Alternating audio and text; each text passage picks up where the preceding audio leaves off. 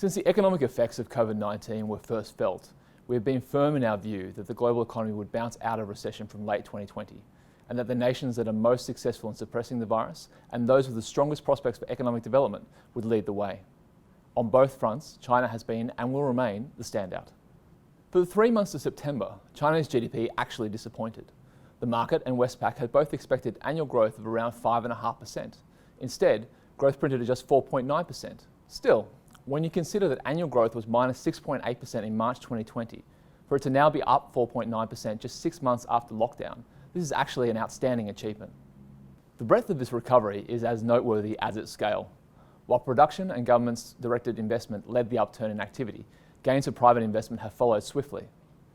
Within the private sector, real estate investment has been the definite standout, though the trajectory of investment growth across the rest of the private sector has also been pleasing. Underpinning these gains is consumer demand, in both China and offshore. Whereas a few months ago, strength was only being seen in online retail sales in China, now momentum is returning quickly to in-person shopping, including the hospitality sector. This lays the foundation for a very positive December quarter, which began with the Golden Week holiday period. Ordinarily, this is a time for consumption and tourism akin to the Lunar New Year, but in 2020, it holds even greater promise since Lunar New Year spending was heavily restricted by COVID-19. Offshore consumer demand has also been critical to China's recovery. A large share of the additional goods that consumers purchased across the US, Europe and Australia to improve their lockdown lifestyles were made in China. Consumer demand across Asia has also remained resilient versus the West in 2020. If we look ahead, not only is this demand for Chinese-produced goods likely to remain buoyant, but the high incidence of COVID-19 outside of China and slow progress on a vaccine will entice Chinese consumers to spend more on tourism and education services at home. Further out, opportunities for other parts of China's services sector abound, with know-how developed through China's economic development to be made available to less developed neighbouring nations.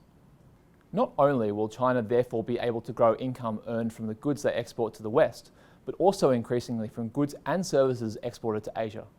This will not only be a windfall for the businesses involved, but also their workers. As household incomes grow steadily, a strong foundation for sustained, robust growth in household consumption and real estate investment will be laid. So too business investment across the economy. The below expectations GDP outcome for the September quarter will see us revise down our China growth forecast for 2020 and 2021.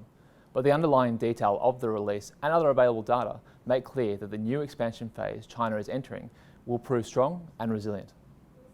As the world contracts by 4% in 2020, China is set to grow around 2%. And come 2021, a key support for world growth of around 6% will be near 10% growth in China. It is worth emphasising again that these outcomes will come from gains across the entire economy, not a narrow, unsustainable boom in government infrastructure. We'll see you next week.